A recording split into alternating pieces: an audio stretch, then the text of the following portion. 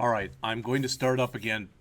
I'm going to do this a little bit differently. There's a few things I wanted to mention to you that I want you to at least hear about. First thing is, if you weren't aware of this, and you probably are not, I don't know how you find it, but the counselors at Blackhawk have created a 9-minute and 13-second long video on how to register. So if you need help on that, I'll just put that out here, because I even searched for it and couldn't find it. The bottom line is, if you look on the board, the key date is April 25th. That's 5 weeks from Monday. And on that date, they're going to open up the portal so you're able to go in and register for classes for the fall 2016 semester. Now, if you're not aware of this already, you can always go out to courses.blackhawk.edu and you can actually find out not only what classes are going to be available for fall 2016, but even already spring 2017, because they made us do this like 2 years in advance. All right? And if you go out there and you search by program, etc., eventually you can find this. If you didn't take all the classes first semester, those are the ones that are going to be offered. But if you're a full-time student and you're in the second semester, you've got 5 classes. Now, I know some of you have talked to me individually about this. You've got work conflicts or whatever. But if you do the math, each class is 2 hours twice a week. So it's 4 hours. All right? And if we do the math, there is an 8 to 10, a 10 to 12, a 1 to 3, and a 3 to 5. All right? Which means 4 of those 5 classes. So one of the classes is on Monday, Wednesday, and the other 4 are on Tuesday, Thursday. There's only 2 ways to get around that. One was to start at 7 in the morning and literally go till 5 in the afternoon. I wouldn't want to subject anybody to me 10 hours in a day without having to stop. All right? And I didn't want to especially be there for, just talking and talking for 10 hours. And my boss was not at all in favor of that. The other one was to have a night class. Well, historically, when we ask people if they want to sign up for night classes, we get a lot of support until it's time to sign up. And then virtually no one signs up. All right? So the only recourse for people who are in that situation as of right now, all right, is that you'll basically, you won't come on Monday and Wednesday, but you'll watch the tapes. And I know that's not a great solution. That is the solution right now. A couple students have told me that, my dean sent me an email yesterday saying that she's been approached by a few students who have asked about a summer class. They won't do that because technically, let's say they get 10 people in a summer class and 10 people in a fall class. They'd rather pay me once with 20 students than pay me twice with 10 and 10. And that's just an economic decision. And I'm not saying do you like that or not, that's just the way it is. All right? So the chances of there being a summer class are almost none, just so you're aware of that. All right, so I wanted to mention that to you. Let's see. Yes? So if we do the Monday, Wednesday thing and watch the tapes instead of we lose out on the 10 minutes? No. If you talk to me about it beforehand. Okay. All right? All right. Next thing I wanted to mention, so that's the first one. So I can take that and I can move to the old miscellaneous folder. One of the classes that you take next semester is 152-148, and it's relational database coding. All right, and that class is on PHP. You learn another programming language, and a lot of it is how to use that along with MySQL. All right, and I got sent this link. There are a bunch of people who are trying to basically set up online PHP training for free for people. So if you're interested in this, it literally is www.phpschool.io. I haven't looked at it. So is it good? I haven't looked at it. So I don't know. All right? But it's something that you may or may not want to take a look at. All right? And if you go out there, this is the site. So it says open source. It says get started. And they tell you some stuff that you have to do. All right? They mentioned there's about 7 lessons, and these are the people who are doing it. All right? So like I said, I don't know anything about it. But sometimes people like to get a jump start on whatever it is they're going to be doing for fall. So that is a way, if you want to, that you can do it. Again, if you don't, you're not hurting my feelings any. All right, so that's the second one. Next, I got sent this thing. I get a lot of the books for the classes from Prentice Hall, and one of their arms, so to speak, is Informant. And they have this thing in here that they have specials on a bunch of their books. That's not what's important. And they are referencing a site in here called Coding Dojo. And they've identified programming languages you should learn this year. These are their top 9. Now, again, this is just a place. All right. But what I wanted to show you is you're learning SQL, you're learning Java, you're learning JavaScript, you're learning C#, you're learning PHP, and you're learning iOS. That's 6 out of the 9. You know, sometimes people write down, I haven't looked at any of the course evaluations yet. I think the folder's here someplace. But in the past, people have written down, well, we need a Python course. We need this course. We need that course. Every time you add a course, you have to remove a course. That's just how it works. If I had my way, the courses we'd remove would be like written comm, oral comm, but I don't have that. I can't do that. All right, believe me, I fought that battle. All right, so the chances, you know, people say, well, what about a Ruby on Rails class? What about a Python class? All right, it's probably not going to happen. All right, same thing with C++. I'm not saying it won't happen. I'm saying it probably won't happen. All right, but they break it down and they've got why those are such hot languages. And I will tell you, this is my opinion. All right, 2 years ago, the iOS, which is mainly Swift now, wasn't even on the list. Don't be surprised if within 2 or 3 years, it's at the top of the list. All right. So I went out to that Coding Dojo site, and they said, you want our ebook, How to Bootstrap Your Career in Web Development. So I grabbed that, and I've copied that out to the H drive for the 167 class, if you're interested in looking at that. All right, so I can throw that one off the list now.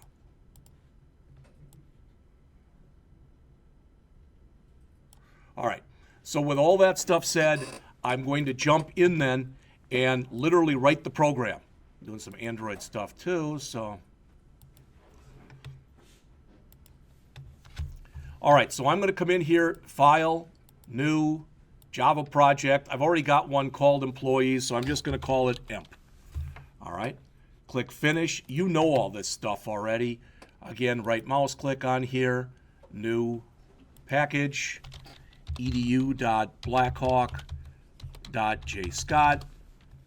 All right, right mouse click on that, and I'm going to create the first class, which I am going to just call Employee. All right. And that's all that's in it right now. That's good. That's all I want in it right now.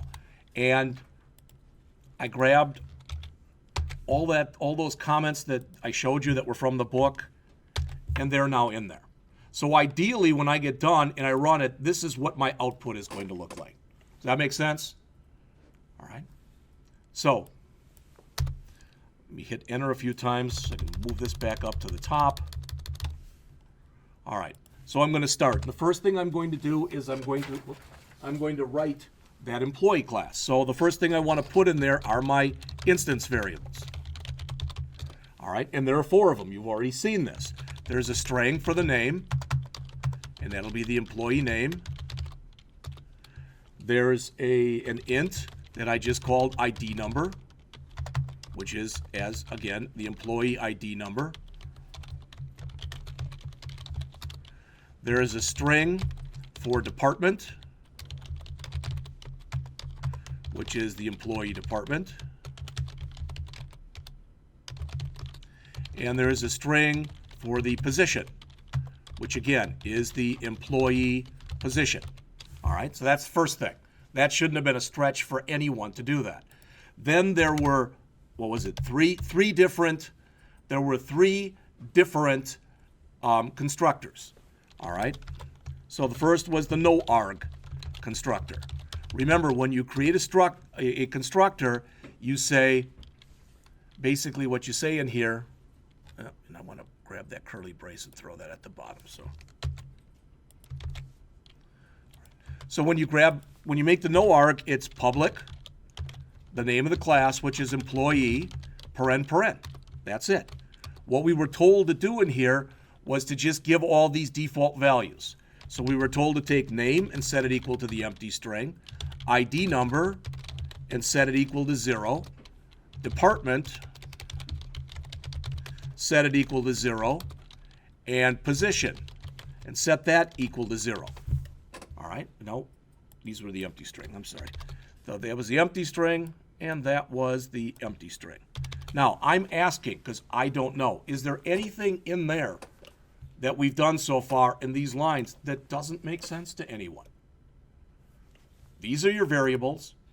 This means that if I create an employee and pass nothing to it, that employee will not have a name because it's the empty string. Their ID number will be 0. They will not have a department because it's the empty string.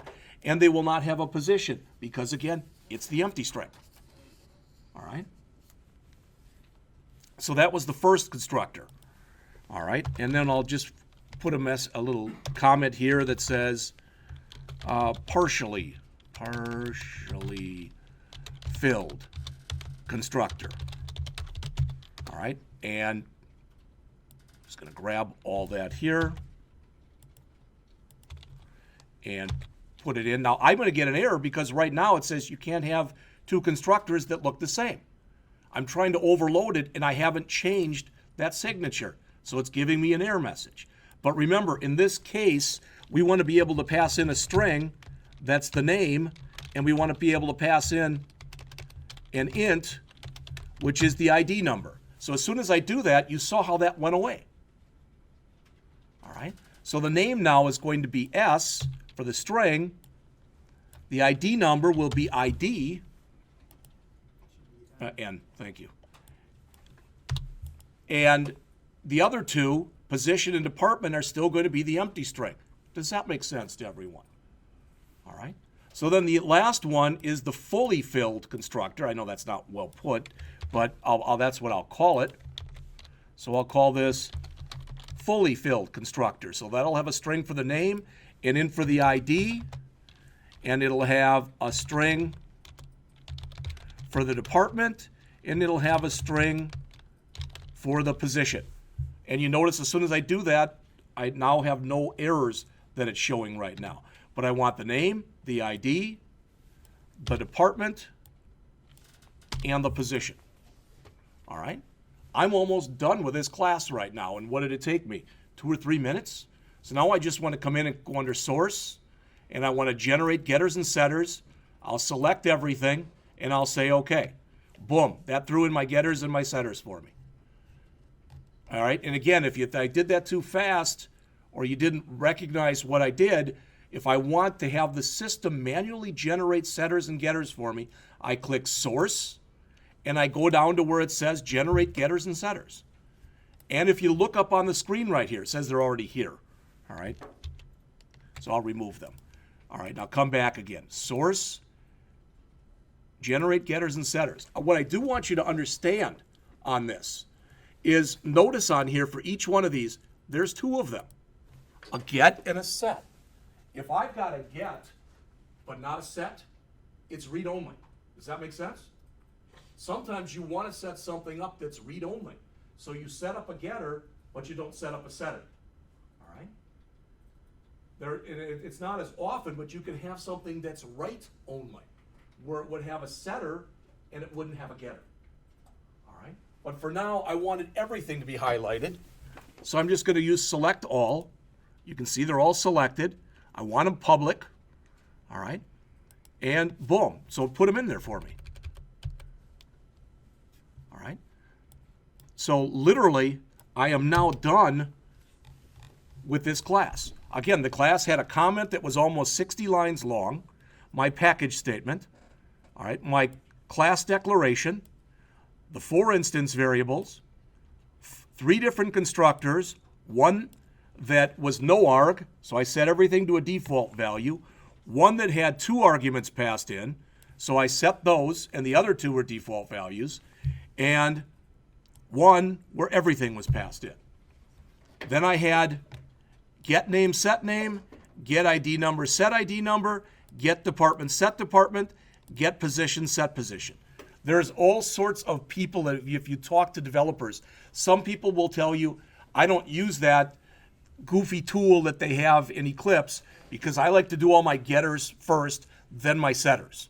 Or my setters first, then my getters. I could still move these if I wanted to.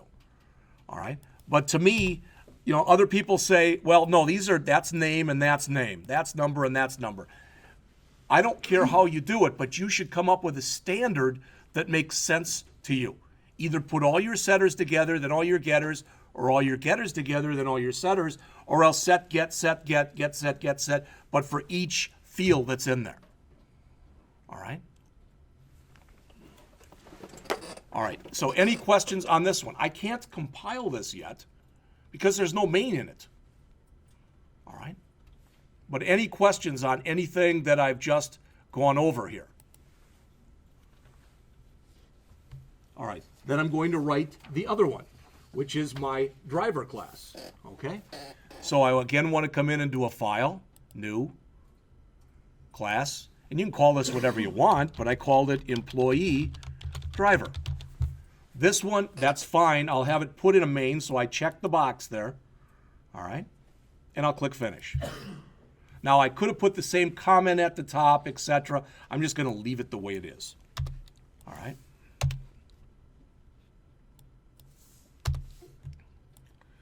All right, so in here, what I want to do is I want to instantiate 3 employee objects. All right, so I'm going to do this. I'm going to say employee Susan equals new employee. So you should know by looking at that, that's going to call my no-arc constructor.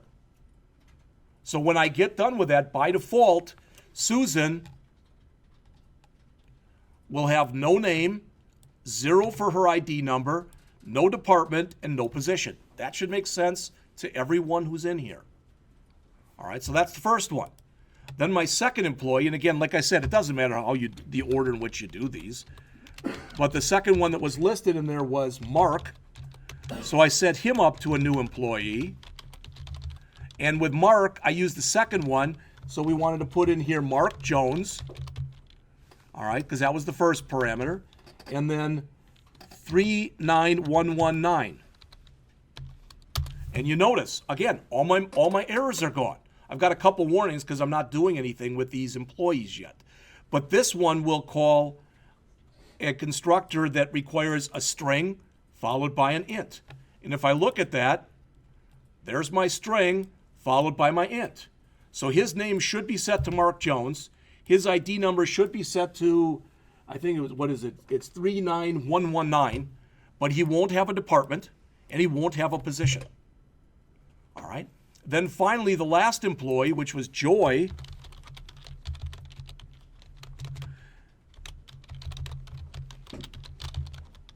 and it's Joy Rogers.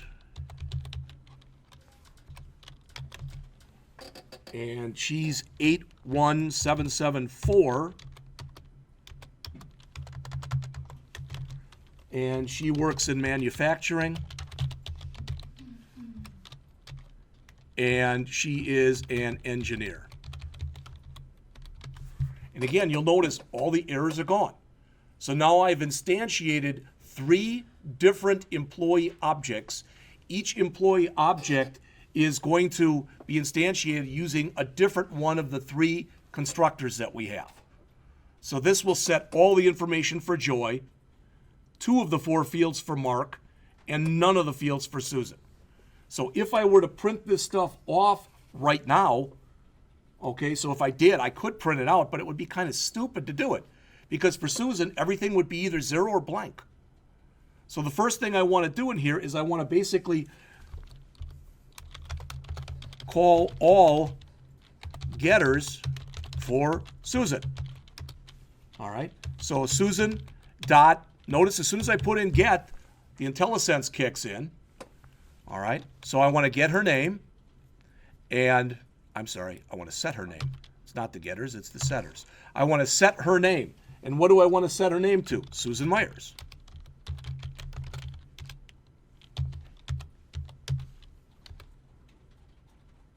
All right, so I filled up 1/4 of her information. And because I just want to make sure we got enough time. All right. So I'm going to set her name.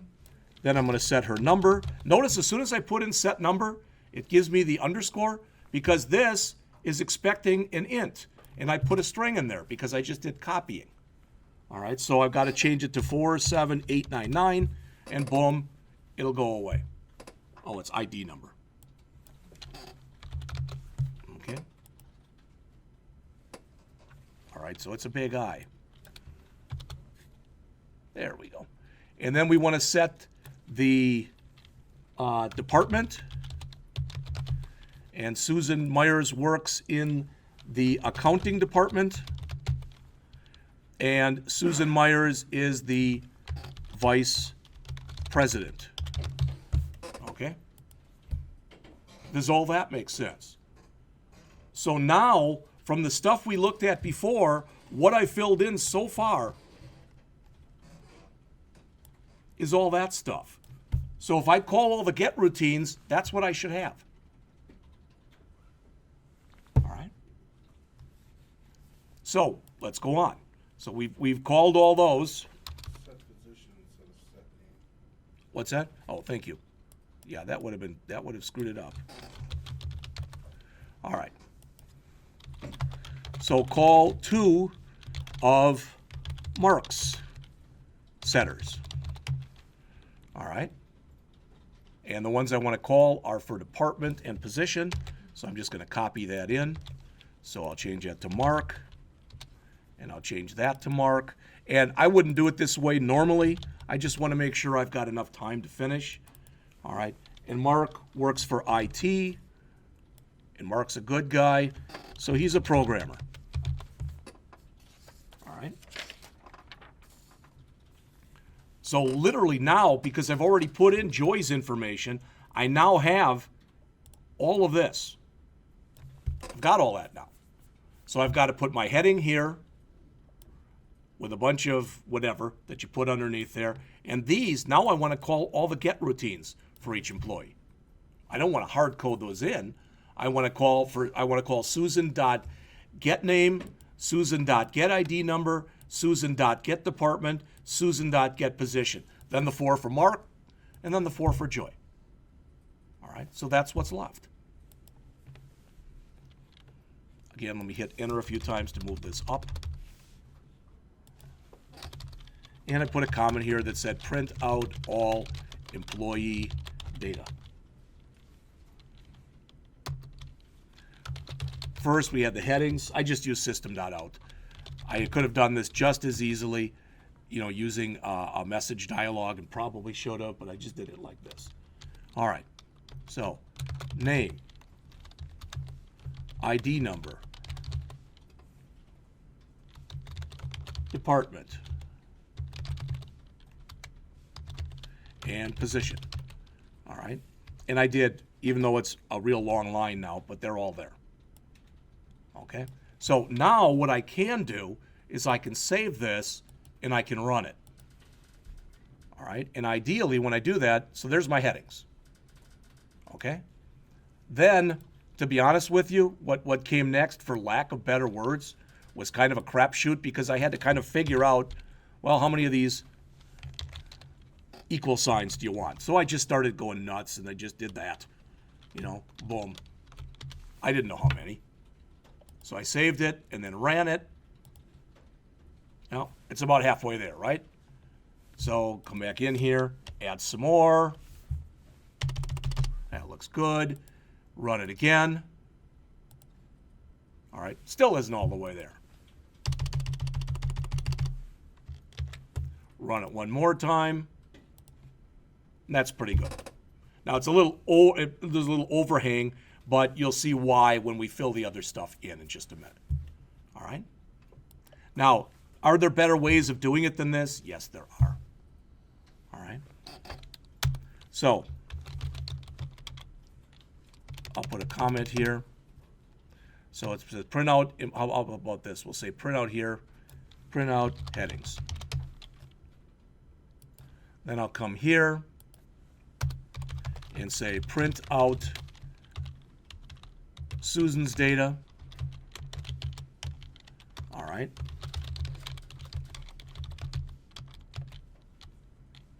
And this is going to be kind of long. So I'm going to separate over several lines.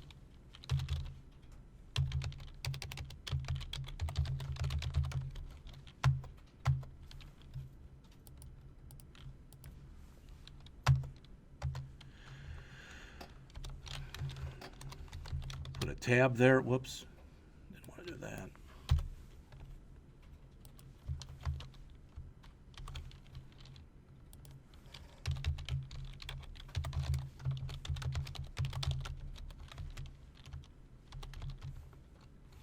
And like I said, I just goofed it, diddled, around with it a little bit to try to get this stuff to line up. It's by no means perfect. All right. Plus /t. Oh, there it went. Okay. Dot. I need to get her department.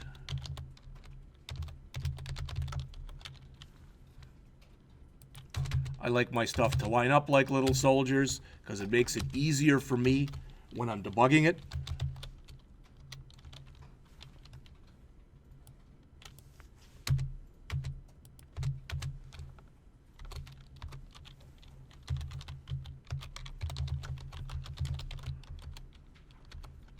All right, so that's everything for Susan. So I'm going to save that, and I'm going to run it. And as you can see, it's lining up. So again, it's not perfect, but it's lining up. All right. So I'm just going to grab all this, copy it to the clipboard, hit enter a couple times here. And now instead of Susan's data, I want to print out Mark's data. All right. So all these Susans, I got to change to Mark.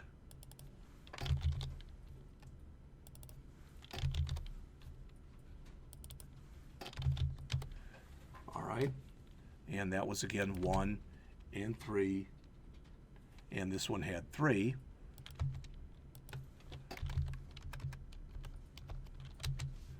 All right, so I'm going to save that and try to run that. All right, so now I've got Mark's information in there. So the only one that's left is Joy. So again, I'm going to copy everything from here. And now I want to print out Joy's data.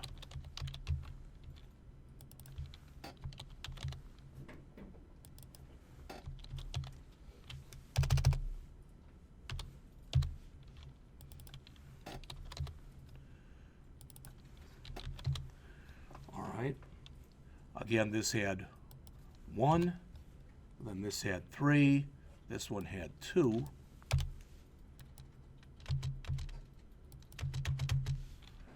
Save that, run, and there's my output. Now, we went through that quickly, but again, the idea was what you saw in there was how to use the set routines and how to print stuff out using the get routines.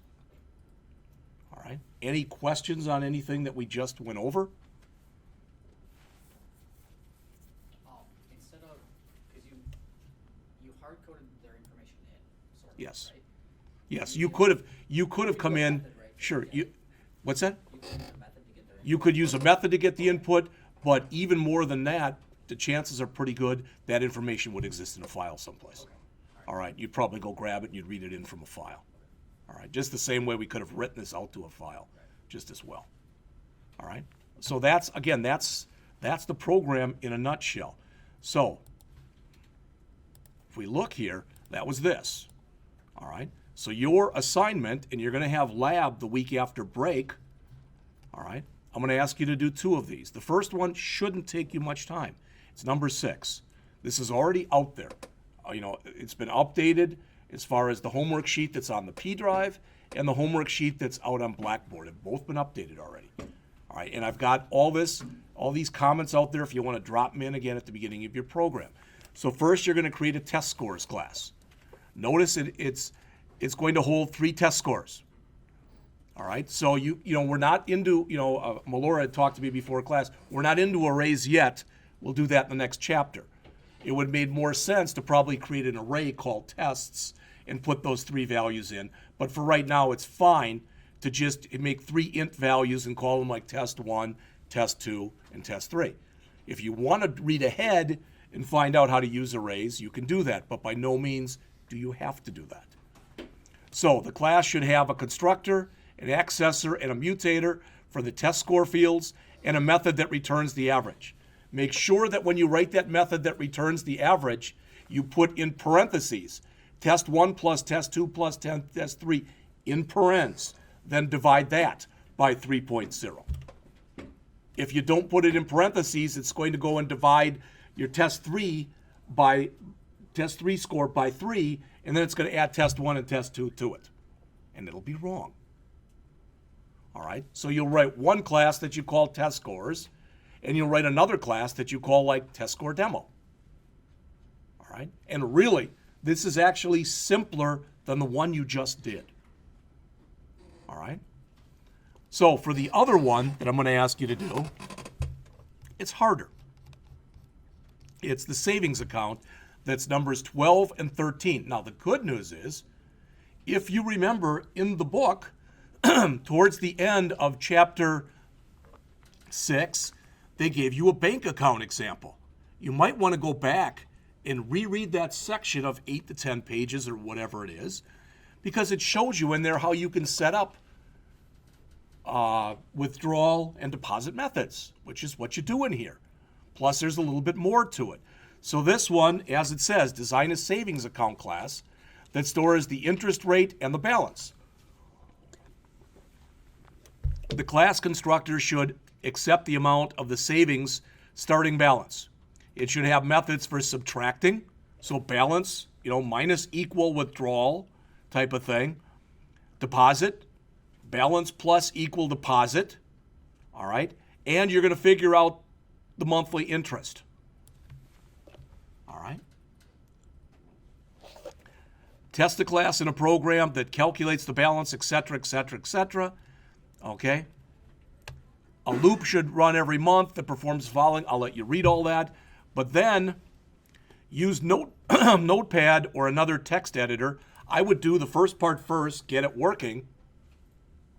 Then you can either copy that and add the stuff for number 13, or you can incorporate it in one program, kind of like we did with the guessing game. I don't really care how you do it. Whichever way is easier is the way I'd like you to do it. But I definitely recommend you go through and get number 12 totally working before you start on number 13. All right? Literally, you're going to go into Notepad and you're going to create these 2 files. All right? You're going to read that in. We've done writing. We haven't done very much with reading. So you want to go back and take a look at the section in the book that talked about file handling. And remember, you're going to have to probably add some stuff in there, or you very well might have to add some stuff in there that's going to check for an I/O exception. All right? So I'll let you read through that. And again, as I mentioned to you previously, if you do go out onto the P drive,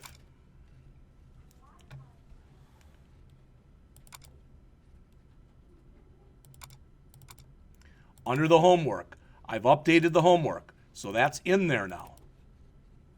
All right, it's due the 17th. Program 6.6 and program 6.12 and 6.13. All right, so that's in there. Also, what's in there, if you want them, there's the comments for 6.6 about the test scores, and it's called Chapter 6-06 test scores and Chapter 6, 12, 13 savings account. All right. Sometimes it's easier for you to read stuff off the screen, which is why I put that stuff out there so you can copy it in as comments. Sometimes people want to have the book next to them. Everybody does this stuff differently. All right. So we'll be lab all of next week when we come back from break.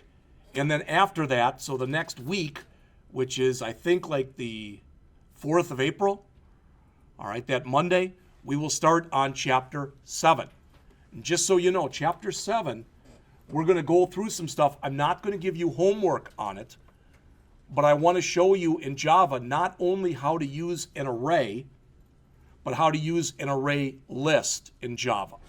All right, and the reason for that, if you remember from last semester, because all of you at least should have taken the JavaScript class.